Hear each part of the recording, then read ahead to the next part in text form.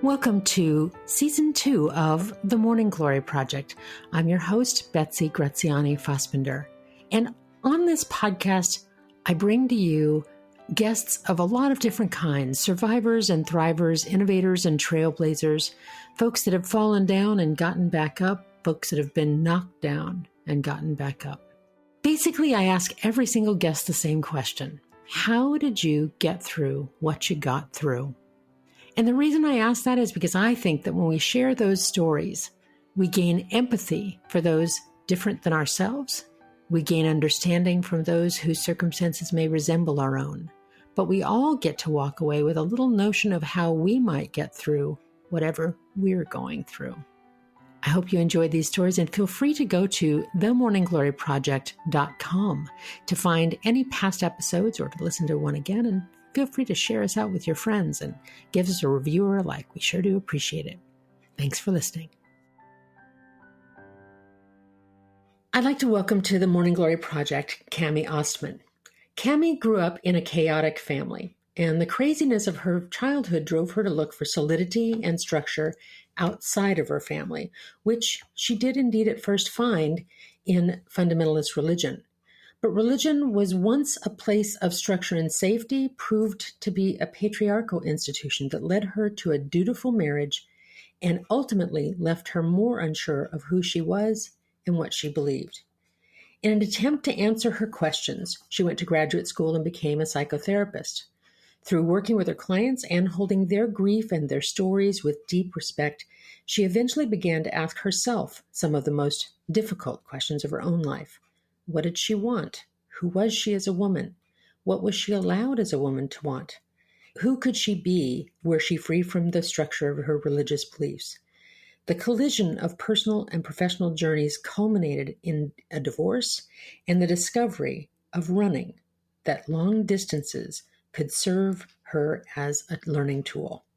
Cami now uses her therapeutic skills and her lessons that she's learned through running long distances to work with many populations of people for healing and for growth, whether that was through therapy or through writing.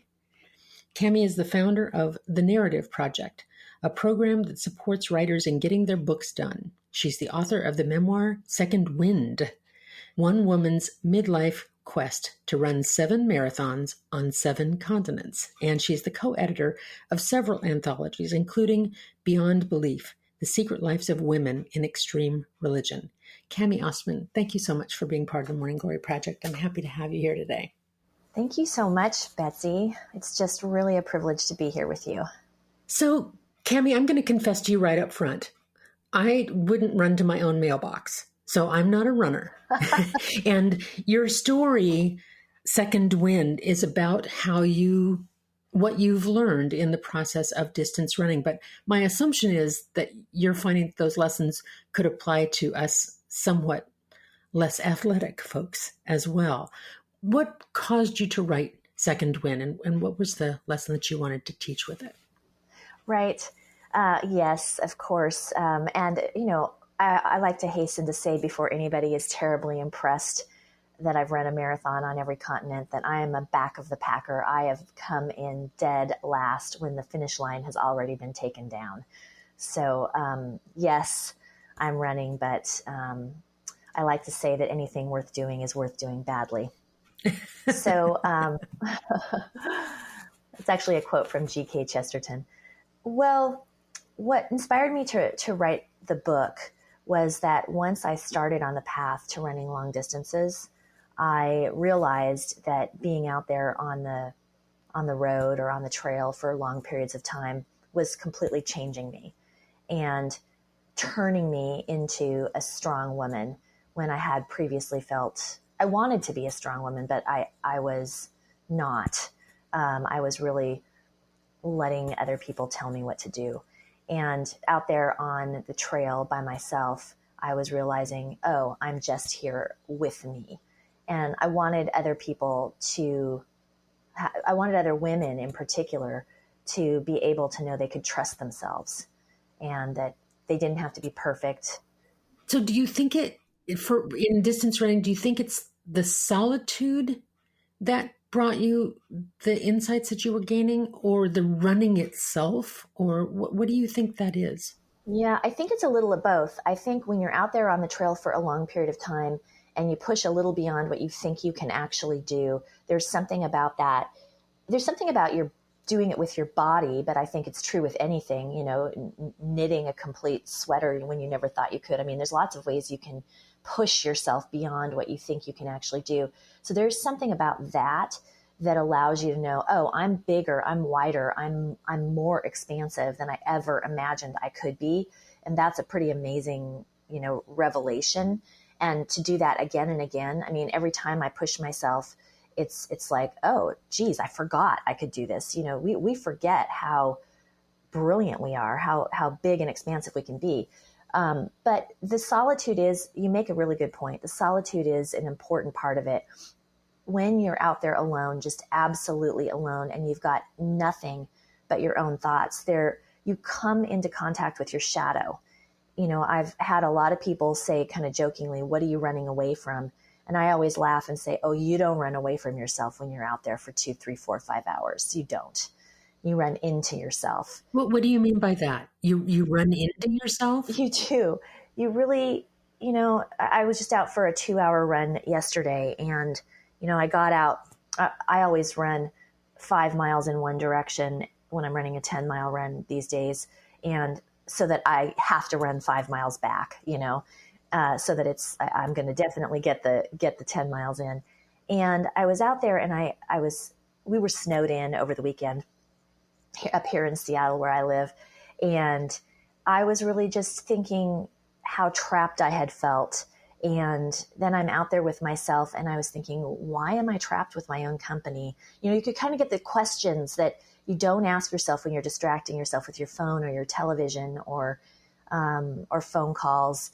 And I'm asking myself those questions, and the beat of the sound of my feet on the ground allows this sort of meditative energy for me to examine some of the questions that I might never ask myself in a distracted state. So you really run into kind of a calm, empty space sometimes. And again, this is coming from a non-runner question, but it makes me wonder. As you're listening to the beat of your own steps, of your own running gait, it almost makes me think of either like a metronome or a hypnotic kind of quality. Is there that experience in that for you? Oh, totally. I mean, if I don't have any music or anything to listen to, and I'm only listening to the beat of my feet, I actually count. I mean, I sometimes count, up to 100, or I count backwards from 100, or I say the alphabet in my head. I mean, when you're out there for a lot of hours alone, you dig deeper than your boredom, So yes, I'm not a musician, but I would imagine the metronome is very similar. It kind of gets into your body, doesn't it? Well, I'm thinking more of mantras and chants and things that people do to sort of absent their mind of too much chatter. Yes. To kind of get clear, or to be fully present in a physical way and detached from the distracting thoughts of everyday ruminations, right? Yes. So it sounds like there's almost a trance-like quality to it. Is that overstating it? No, I don't think it's overstating it. I mean, every runner is going to have her own experience, but for me, there is a trance-like quality, particularly in trail running, because with trail running, you're in the woods and you're hopping over roots and rocks, and you're watching where every footfall goes. And so running on a street, you can easily get off to thinking about, am I going to balance my budget this month? You can start to think about all kinds of things that you might normally perseverate about. But when you're trail running, you really can't. You can't get off onto a thought. I was out on a trail a few weeks ago, and I was doing great, like just paying attention to where every footfall went, completely empty mind, focused entirely on the present moment. And then I had this thought, hey, this is great. I haven't even fallen in a really long time, because it's been like, months since I fell doing a trail run. And I got off this hill onto this flat spot, and boom, I went down. Sort of like the minute I let myself think about how well I was doing. As opposed to being present in the doing well of it. Yes, exactly. Being just absolutely present. The moment that I gave myself some kudos and got my thought off onto, look at you, you're a trail runner. My little ego came up, and then, the trail was like, we're taking you down, Well, there's something kind of comedic about it, of course. Totally. But at the same time, it also makes me think of how many times we need present moment awareness, that complete it. And it's harder than ever for me in my lifetime. It's harder than ever to achieve it. Yes. Because we have phones that beep and buzz and things that go, and we could always be elsewhere. Even it's one thing to be elsewhere in the physical presence of another person, but here we are in a virtual environment, right? So it's not even my molecules. It's the digitized version of me that is all over, right? Mm-hmm. And the digitized versions of everyone else. It seems like it's a really hard thing to get back to the physical present body awareness that you talk about. Yes. And I think that is what really changed me. Really shifted. I've always been, as a lot of women are, a people pleaser. Someone who watched the faces of the people around me to see if I was doing the right thing. And particularly once I was engaged in a particular church environment that had a lot of rules and guidelines for what a woman should be and shouldn't be, and when she should talk and when she shouldn't talk. And, with running, you really cannot do a long distance run to please anybody else, because it makes you dig so deep physically and emotionally and mentally. You have to be present with yourself. And, sometimes that presence is quite a struggle. I mean, I've had runs where I've been self-critical the whole time, but if you run long enough, you'll run through that stuff. Which I think is not just true for running. I think it's true for all kinds of things. Meditating probably being, I don't do a lot of sitting meditation, but I know a lot of people who do. And I think that they've described that experience of you sit through all of the thoughts and come back to the breath and come back to the breath. You do that in running, you come back to your breath. I mean, I often count my breath too. In, out, out. In, out, out. Well, and in running, while in still meditations, we might be able to get away with not breathing properly. That would just maybe perhaps mean that our meditation wouldn't go as deep. Mm-hmm. But in running, if you're not breathing properly, you're not going to be able to make it, right? No. Or at least not with oxygenated muscles and and organs and all of that. Yeah. You can have a really bad run if you're not breathing very deeply. When I run, when I'm really anxious, and my breathing is shallow. I mean, a few years ago, both of my grandparents passed away pretty close together. And, I've maintained a minimum practice of running, no matter what's going on in my life for many years, for a couple of decades. But when they both passed away, and they were like parents to me because, my own parents were teenagers when I was born. So it was really like this team effort to raise me. And they lived a long time, but I was very devastated at their loss. And I would go out to run and get, maybe a mile into my run and find that I had to stop. I had to walk because I had to cry, and I couldn't cry and run. You can't cry and run? Not then. I mean, I have done it, sure, many times, but not then. Not with that grief. So let me go back a little bit. Sure. Cami, prior to, you'd always run to some degree, but when you left your family of origin, the kind of chaotic, dysfunctional stuff that was going on in your family of origin, like you said, teenage parents, they had their own struggles, I'm gathering. Yes. That you looked for structure and found it in what we'd call an organized fundamentalist faith. Right. Can you say a bit about what drew you to that, and then when did the structure of that start to feel less like structure and more like a cage? Or at least that's what I'm gleaning from your story. Yeah, right. Well, so I entered into the faith that I was a part of when I was about 14 while I was still at home. And I have to say, I still believe to this day that joining the religious community that I joined probably saved me from a lot of things. And the people inside of that community were absolutely loving for the most part. I mean, you find icky people everywhere, but they were loving. They surrounded me. They picked me up for church. They were tremendously kind and became a surrogate family for me. And I went to a few different churches of kind of the same genre for 20 years.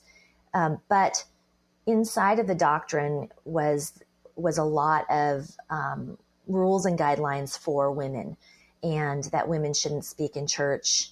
A lot of judgment about how one dresses, about the role of a wife inside of a marriage, and also a lot of judgment required about people who lived different kinds of lifestyles, and then pressure to evangelize and to bring other people into our way of thinking.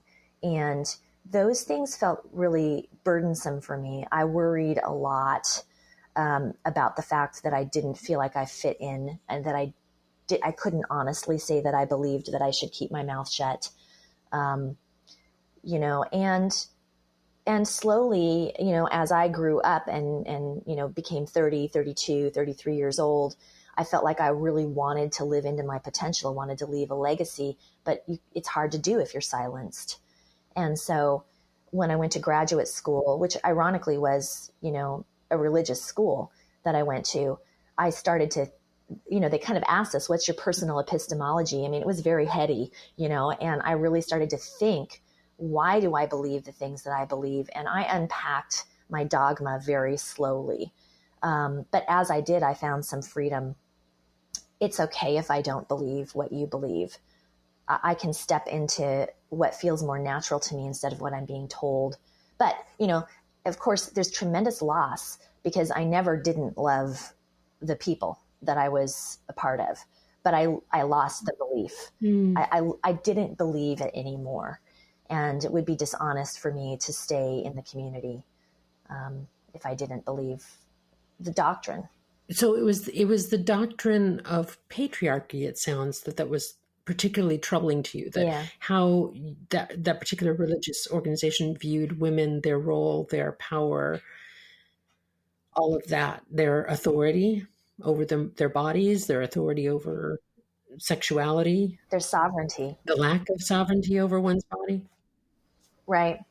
And one's life choices. And, and there were a lot of kind of inside of the lovingness, there were a lot of social structures inside of the church to keep us in line and lovingly, but nonetheless keep us in line. And I don't really want to be in line. I actually want to just be free. I want to follow my own, I don't really want to be in line. Well, it sounds like it was costing you a lot to be in line. What do you think it was costing you? I think it was costing me my voice and my sense of myself as a strong person, my efficacy in the world. I don't think I could be running the business that I'm running now if I had stayed. I don't think that I could have the friends that I have now, people whose ways of thinking about the world are vastly different than mine. I really value diversity and difference of thinking, and even being challenged, and even sort of being struck with like, oh my God, I never thought of that. And I might have been wrong about that all my life. I kind of love those experiences rather than the sense that I'm supposed to know the truth. And I'm always supposed to be holding the truth and telling it to other people, And undoubting, right? Sure of it? Yes. And sure of it. Yes. Undoubting. Doubt is sort of an interesting, which coming back to running is something that you do a lot when you're out for a very long run. Like when you're running a marathon and you hit mile 17, you are suddenly flooded with self-doubt. Why the hell am I doing this? Can I finish the last 9.2 miles? Can I, you know, is this even an important thing to do? Who cares that I'm doing it? You know, you're flooded with self-doubt, and pushing through all of that and coming to the other side of it is actually a very powerful experience. Yeah, let's linger there, because I think that lots of endeavors, I know that I'm in the middle of writing a novel right now. And let me tell you, this novel is bucking me like a bronco. I mean, it is just really, this one's hard. I'm really struggling with it. And I can't tell you how plagued I have been with, oh, who cares about this anyway? People don't really read books anymore. They're all just watching the internet. You know, it's going to cost a fortune to promote it. I can talk myself out of the value of it so easily. Yes.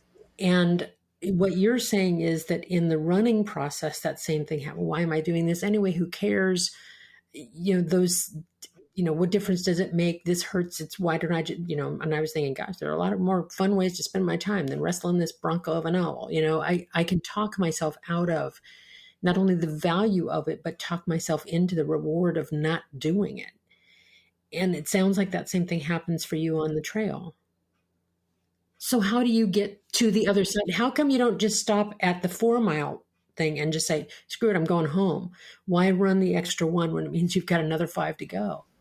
I know, right? Yeah, one wonders that sometimes. But you know, here's the thing, and I'm glad that you're bringing it into an analogy with writing, because I believe they're very similar. You know, and when I designed the narrative project to support writers getting their books done, how that came about is that my friend, who is a fellow runner, was sitting on my couch with me, and she said, if you know how to train for a marathon, you use those same skills to write your book, you know how to help writers get their books done. I think it is very parallel. The thing with running that I've always done is I've created a sense of support and accountability around it. So if I'm going to train for a marathon, the first thing I do is I don't just go out and run 20 miles for the heck of it. I sign up for a marathon. So I put some money and some commitment in the game, and then I start telling people that I'm going to do it. And then I ask people to come along with me to the event. And I start to create this sort of structure around the final event or the final product. And I realize that if I bow out of that, I'm going to have to report that to a whole bunch of people. You know, I can do that. So you've created a system of accountability. I do. I create a system of accountability. And then when possible, I bring people along on those long runs or portions of those long runs. You know, not everybody wants to do 20, but somebody might want to do one with me. So, you know, until I have built the muscle of being able to do it for its own intrinsic value. And that actually took quite a while with running. I mean, it probably took 2 or 3 years before I felt like I was running purely for the intrinsic value of it, and it was a total habit. But I think it's the same with writing a book. I think that you create accountability and support. And with my writers that I work with, we go back regularly to this question of, why do I need to write this book? What am I taking a stand for?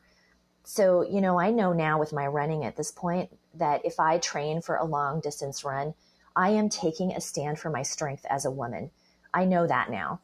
I have no question in my mind that at the end of that finish line, I will know something about myself that I didn't know at the beginning, and it helps me grow. And the same thing with writing a book. You've got to ask yourself over and over again, what am I taking a stand for here? Because whether it's a novel or it's a memoir or it's a piece of poetry or a book of poetry, there's something you're examining. There's something you're working with, an idea that you want to come to the other side of. And you have to articulate that over and over and over again so that you embed the value of that in your very being. And then that support and accountability is just super crucial, you know. Okay, so I want to shift to the subtitle of your book. Yeah. Which is A Woman's Midlife Quest to Run 7 Marathons on 7 Continents. Yeah. Now, of course, everyone has probably said, really, all 7? Really? All of them? Even that 7th one? Yep. So I assume by the title and by the reading of the book that I've done that you did indeed make this goal. But tell me where the goal started. Why 7 marathons on 7 continents? How did that happen, and what does that mean to you? Right. Well, I think since I was very young and partly kind of with the intent of being a missionary one day after I joined the church, I had a great fascination with travel. And travel itself is something that turns your worldview upside down. And as I said, I really love that experience of, oh, I had never thought about this other thing could be true. And so I had already done some amount of travel. I'd already been to Europe and the Caribbean and Asia and Africa by the time I'd done quite a bit of traveling. So when I ran my first marathon, it was actually in Prague, and I trained for it and ran it in Prague, spurred on by a friend, the friend I wrote about in the book, who later became my husband and later became my ex-husband. And so he challenged me to train for the full marathon, because when he was going through his divorce, he trained for a marathon, and he had this, like I've been describing, this experience of pushing yourself physically, helping you manage your grief. So I believed that was probably true, but the full marathon seemed very daunting to me. But when he threw in that, well, we could do it in Prague, I was like, yeah, I'll do anything to travel. So I trained for the marathon and bought my ticket. So that was your carrot. Yeah, it was my carrot to go to Prague, and did that marathon. And then, while I was there, he sort of jokingly said, well, now you can do a marathon back home, and then you can hit every continent if you want to. And this light bulb went on over my head, and I just said, yes. Not only do I want to go to every continent, I've always wanted to do that, but I want to actually run this distance on every continent. And I want to see what it's like to go to these races where you can't speak the language, navigating the starting line in Prague was kind of a mess. We actually missed the start time. And, I just thought that's good for you. That's good for you to have to figure things out and navigate the cultural differences. And it was very cool to see how the Japanese run direct a marathon very differently than it was directed in South Africa, than it was directed in Panama or Rio. So, it really was a tremendous experience to go to all of these different places and run with people who had different attitudes, but we're all still doing that 26.2 distance. So that's sort of how it came about. And you're sort of unified with people that are putting one foot in front of the other, doing the same thing. So of course I have to ask about Antarctica. How did you run who would have even thought you could run a marathon in Antarctica? Right. How does that work? Well, there are a couple of official marathons in Antarctica. There's one that's really right at the South Pole, which is quite expensive to join. And there's one that this marathon company directs on the peninsula, off of the peninsula of Antarctica as it scoops its way up to South America. I was on the list to get into that marathon, but I couldn't get into it. And by the time it was time to run the marathon in Antarctica, I actually had a book deal for Second Wind. I pitched it on proposal, and it was accepted and purchased by Seal Press. So now I had not just a desire to go to Antarctica and run a marathon, but I actually had an obligation to do it. And I couldn't get in officially to either of the marathons. And so I really had to get creative in how I did that. I don't want to give it away too much. I want people to read the book, but I'll give you a little snippet. Okay. Yeah. So suffice it to say, you had to find a creative way, but you did indeed run in Antarctica. Yes. Yes. That's a good way to say. I did find a creative way to do it. Well, Cami, it's a delight to talk to you. As I am reading your book, I'm thinking of two other books in my mind. And one is, of course, Cheryl Strayed's Wild, where, it's ostensibly a story about a woman hiking the Pacific Crest Trail, but it's really about a woman coming to terms with her grief while walking. And I'm thinking about the formerly lauded and later defamed Lance Armstrong's book, It's Not About the Bike. Yes. Because to me, it sounds like what you're saying is, yes, for you, running has been the vehicle of sorting out, of figuring out who you are, of meditating, of finding your strengths, of coming to your own conclusions, running into yourself, but that others can do this in their own ways. Oh, yes, Betsy. I mean, I really believe that it doesn't have to be running. I mean, I know friends who participate in yoga. I've talked to people who their book, when they've completed their book, it had that experience for them of really finding their voice. Many people who find their voice through writing their book. You know, sometimes it's been hiking the Pacific Crest Trail, or, I mean, frankly, raising children, you know, is a pretty long marathon, right? Yeah. That's the marathon that doesn't ever have an end point, though. If you're Right. really lucky and you outlive your children, Right. you never stop parenting them. Right. Well, Cami, I know that folks can find out more by going to thenarrativeproject.com. Am I saying the website correctly? Yeah, it's actually .net, thenarrativeproject.net. Yeah. Thenarrativeproject.net. So any of you that might be listening that are interested in having some, I think of it as an exoskeleton, an outer skeleton to kind of help you, brace you for your writing process. This is a 9-month process and a community support, as well as tactical, practical kinds of things as well. So thenarrativeproject.net. Cami's book, Second Wind, One Woman's Midlife Quest to Run 7 Marathons on 7 Continents. Cami, thank you so much for being part of the Morning Glory Project. I sure appreciate having you. My privilege. Thanks, Betsy.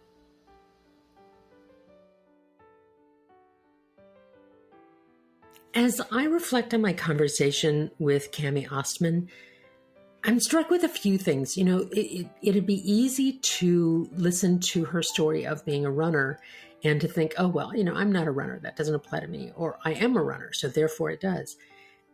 But everything that I've learned on the Morning Glory Project and listening to now 55 some stories of how people get through what they get through, it's that whatever method they used, they gathered some tools that are available to any of us who use whatever method, whether you're a runner or not, whether you're a writer or not, whether you're an activist or a politician or a musician or not.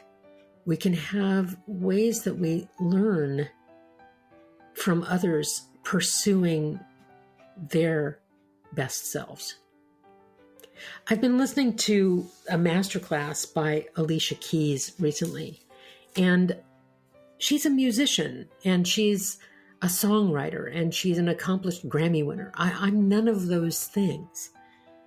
But her words were nonetheless really inspiring to me about how she goes about creating what she faces, how she manages to get there. And I wrote down a quote that she said, "Only you have what you can bring. Literally, nobody has it. No one." So there's a kind of beautiful strength and confidence that comes when you realize that you're the only one who's got what you've got. Now, she learned that through songwriting, but that's a message for all of us. So when I listen to Cami Ostman's story and I'm reading her book, Second Wind, I'm gathering the nuggets. I'm gathering what did she learn? How did she get through what she got through? And for Cami, it was about learning to hear her own voice. That seems to be one of the big things that she learned on the trail, was learning to listen and hear and value and honor her own voice. And for her, it takes running on a trail for many miles and many hours to get there. For Alicia Keys, it takes grappling with a melody and a thought and an idea and a lyric to try to come up with a song that says what she's trying to say. For me, it's writing a book that's struggling through it. What is it for you? What is your marathon? What is your novel? What is your music? And how do you find your voice? That's the question. And that's a pretty good extra bloom, if you ask me. Thanks so much for listening to the Morning Glory Project. I hope that you, wherever you are, whomever you're with, that you're finding your own way to bloom.